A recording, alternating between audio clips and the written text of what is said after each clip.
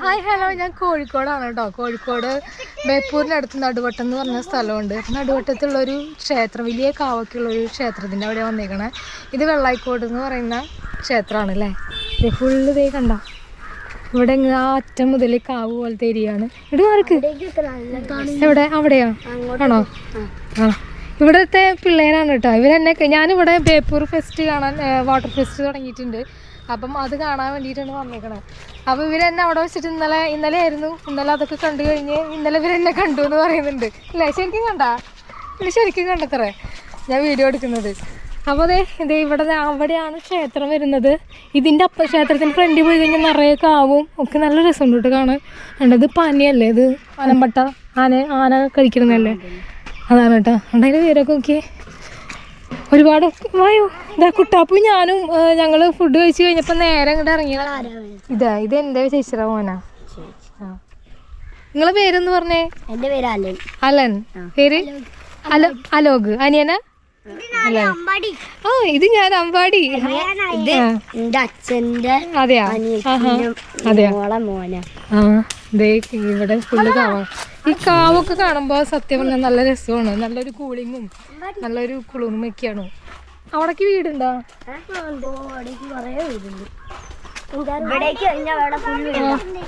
ഇവിടെ നിറയെ മരങ്ങൾ കേട്ടോ.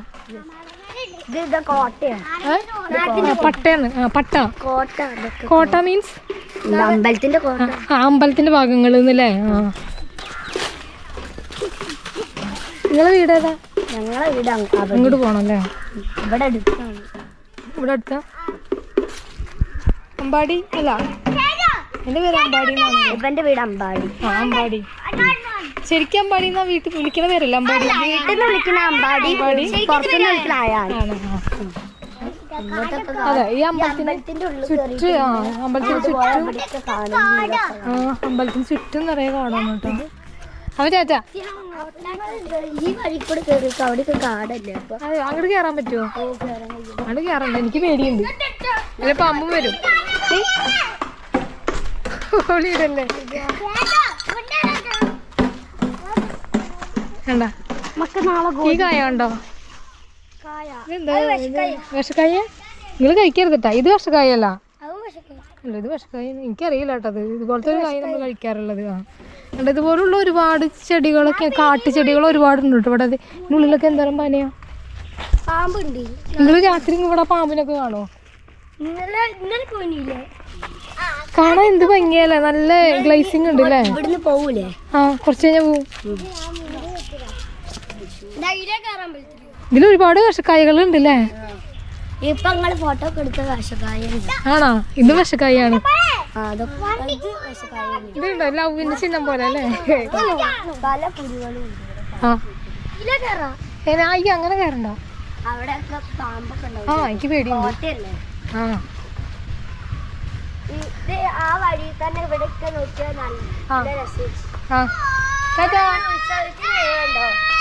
ഉത്സവത്തിന് വരില്ല.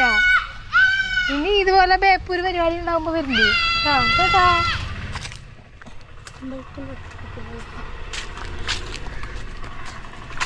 ഈ ഒരു വഴി കണ്ടോ? കാരണം അത്രയും നല്ല ഇറക്കത്തിലുള്ള, നല്ല കാവിനോട് കാവ് പോലുള്ള ഏരിയയോട് ചേർന്നിട്ടുള്ളൊരു വഴിയാണ് കേട്ടോ. അപ്പോൾ അതേ ഇവിടെ വന്നു കഴിഞ്ഞാൽ ഇത്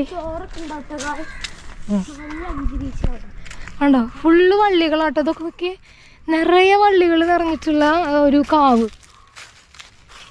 ഞാനിതിന് മുന്നേ ഒരു വട്ടം വന്നപ്പോഴേ ഇതുമല്ലൊക്കെ നല്ല മണിമണി പോലത്തെ നല്ല മഞ്ഞ കളറുള്ള കൊല പോലുള്ള ഒരു ചെടി, ഒരു കായ് ഇതിലുണ്ടാവുമായിരുന്നു കേട്ടോ.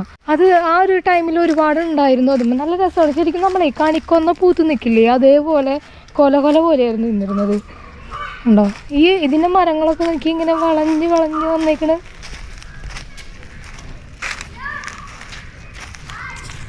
അടിപൊളിയായിട്ടല്ലേ വളഞ്ഞു വന്നേക്ക മരങ്ങൾ. അവിടെ പ്രതിഷ്ഠ ഉണ്ട് കേട്ടോ. എനിക്ക് എത്രയോ വർഷങ്ങളായിട്ടായിരിക്കും ഇതൊക്കെ ഇങ്ങനെ ആയിണ്ടാവുക അല്ലേ?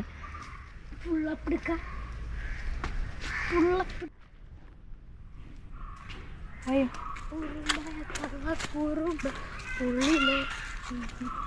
അതിൻ്റെ ബാക്ക് സൈഡിലെല്ലാം കാവ് പോലെയാണ് കേട്ടോ. അവിടെ പോകണ്ടോ? അത് വേണ്ട. വെള്ളായിക്കോട്ട് ശ്രീ ഭഗവതി ക്ഷേത്രം കേട്ടോ. കാവ് എന്ന ബ്രാക്കറ്റിൽ കൊടുത്തിട്ടുണ്ട്. അതായത് മെയിൻ കാവിൻ്റെ ഏരിയ തന്നെയാണ് കേട്ടോ.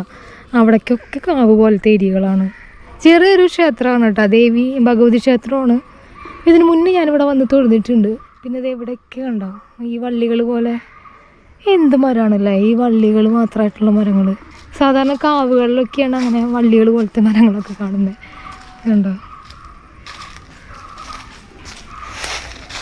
കേറണ്ട വീഴും. അയ്യോ മുള്ളാണിത്, കണ്ട ഇത് പൊന്നെ അടിപൊളി മുള്ളു. വായോ വായോ വായോ.